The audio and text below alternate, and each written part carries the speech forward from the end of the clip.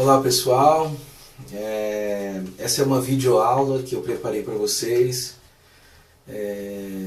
para ser complementar à aula que eu vou ter que faltar, por exemplo, para algumas salas na quinta-feira por causa da chegada do Luiz, graças a Deus, muito feliz.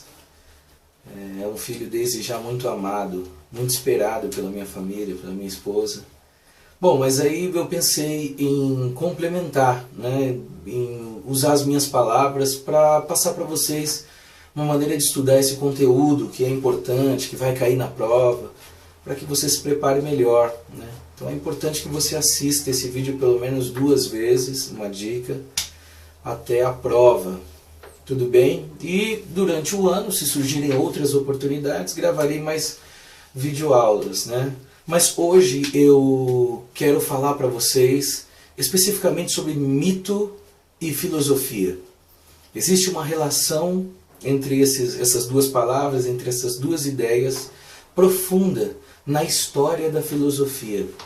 Veja, até agora nós conversamos sobre diálogo, sobre duvidar e a importância disso para a filosofia, sobre a pessoa de Sócrates, que resume bem isso, essa coisa do duvidar e dialogar, quando fala da sua filosofia, enfim, nos seus textos. E hoje eu precisava falar para vocês um pouco sobre a ideia de mito, que fundamenta um pouco a estrutura da Grécia Antiga. Não só da Grécia, claro, muitas outras civilizações tinham seus mitos. Aliás, até hoje nós temos mitos, ou civilizações que ainda usam mitos para explicar certas realidades. Mas, olhando um pouco para a Grécia, que é onde muitos autores dizem que nasceu mesmo a filosofia como nós estamos estudando, então eu preciso falar para vocês um pouco dos mitos de lá. Então os objetivos dessa aula são basicamente 5, para que você possa entender. Primeiro eu vou tentar responder o que é mito. Segundo, qual é a estrutura básica de um mito? Terceiro, as diferenças entre mito e filosofia. Quarto, quais foram as condições históricas para o surgimento da filosofia? E quinto e último, as principais características da filosofia na Grécia, ou a filosofia grega. Bom, para começar, eu trago para vocês uma definição de mito. Claro que eu elaborei, mas eu retirei de alguns livros, de alguns pensadores, e cheguei um pouco a essa frase. Se você quiser anotar e puder anotar, eu vou falar pausadamente. Mitos seriam narrativas orais, vírgula, em forma de poema-canção, vírgula, que contavam histórias ligadas à origem de alguma coisa. Por exemplo, do universo, do mundo, do homem, vírgula, num passado imemorável e muito fabuloso, geralmente feitas em público e tidas como histórias reais, histórias verdadeiras. Isso por causa da autoridade de quem as fala, ou pela confiança na pessoa que as professa. Entre parênteses, poetas, fecha parênteses, vírgula, pois eles teriam testemunhado o fato diretamente ou conheciam alguém que testemunhou. Essa seria uma breve definição de mito, muito interessante, muito importante você anotar. Se você não conseguiu anotar tudo, pausa agora, volta mais um pouco, vai devagar e vai anotando. Depois que você anotou, leia, tenta entendê-la. Eu vou tentar comentar um pouco dela, mas pressupondo que você leu e que você está entendendo pelo menos um pouco sobre isso. Veja, os mitos geralmente são narrativas, ou foram narrativas orais, ou em forma de canção. Isso facilitava muito decorar, quando você canta, Aliás, até hoje nós fazemos isso, nós decoramos muitas letras de músicas, mas não conseguimos decorar às vezes o CEP da nossa rua, né? Ou nem o nome da rua, o bairro, enfim, coisas mais simples nós não conseguimos decorar, mas músicas nós sabemos várias de cor, porque através da música é mais fácil decorar. Veja, então mitos eram histórias que eram narradas oralmente ou cantadas. E essas histórias falavam sobre o quê? Sobre a origem de alguma coisa. Aí que está. Veja, não é só a origem do homem, mas pode ser a origem dos deuses. Não é só a origem do universo, mas a origem, por exemplo, da terra ou de algumas coisas da terra. De onde veio a água, por exemplo. Por que o vento corre de um lado para o outro e muda constantemente. São exemplos de porquês, né? Assim, coisas que são contadas nos mitos. Outra coisa interessante é que essas histórias eram públicas. Não eram geralmente histórias reservadas, secretas, que se contavam um para o outro, eram segredos. Não, eram coisas que as pessoas iam sabendo, iam contando, tinham prazer em cantar, em anunciar.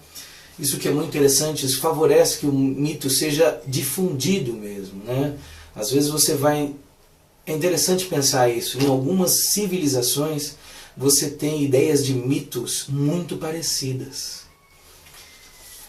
Há uma suposição científica no sentido de dizer que houve um contato entre civilizações diferentes que fez com que o mesmo mito perpassasse por essas civilizações diferentes, claro que cada um tendo a sua característica.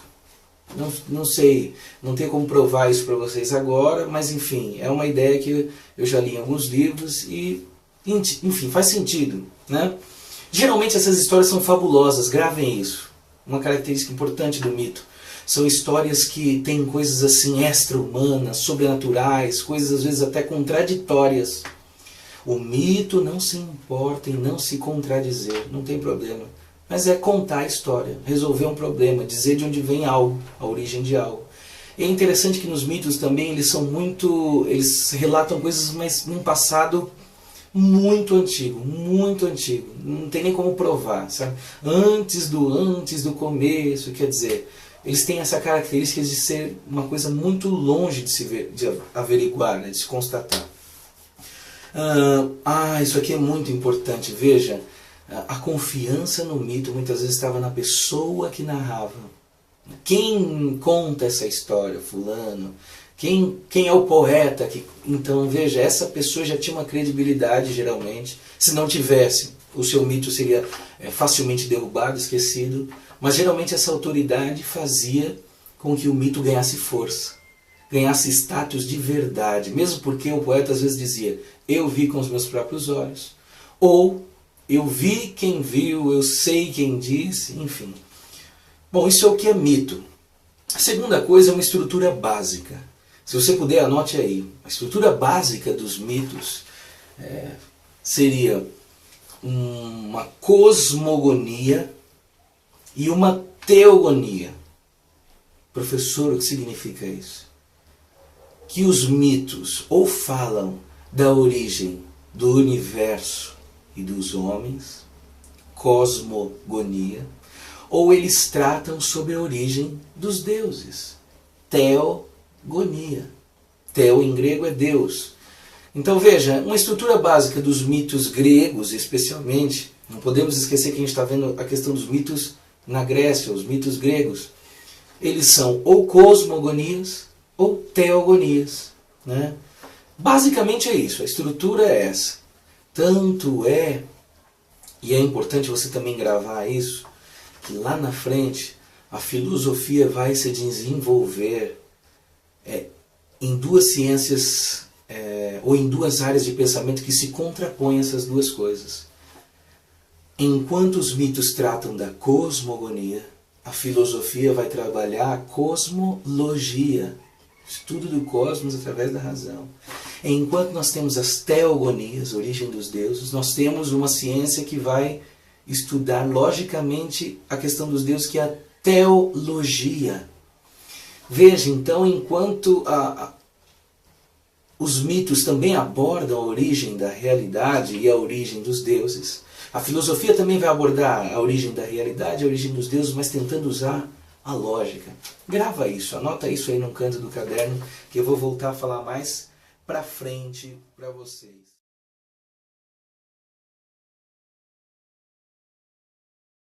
Bom, agora tem outra coisa.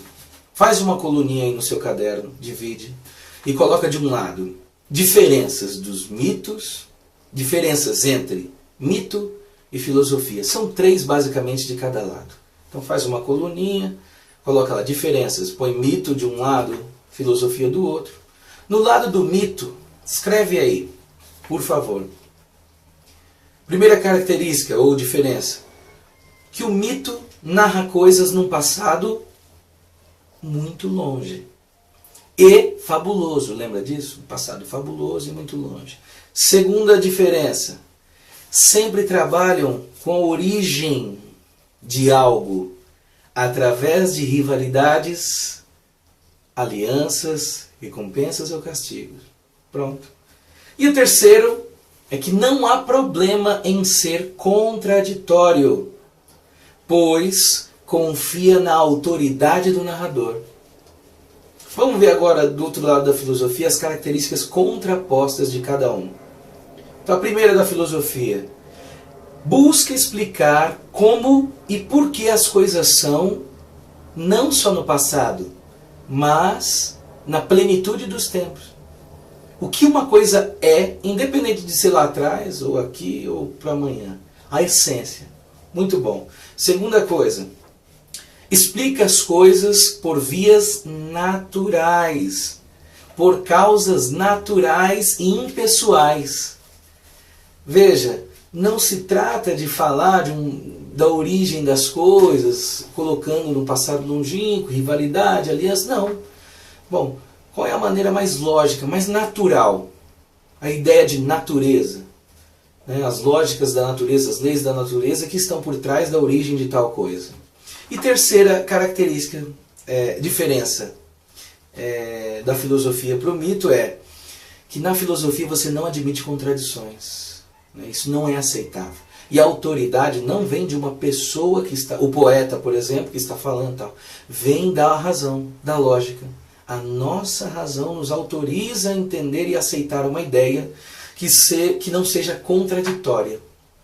Lá no final do nosso primeiro ano eu vou falar algumas coisas de lógica, para preparar vocês para o resto da vida.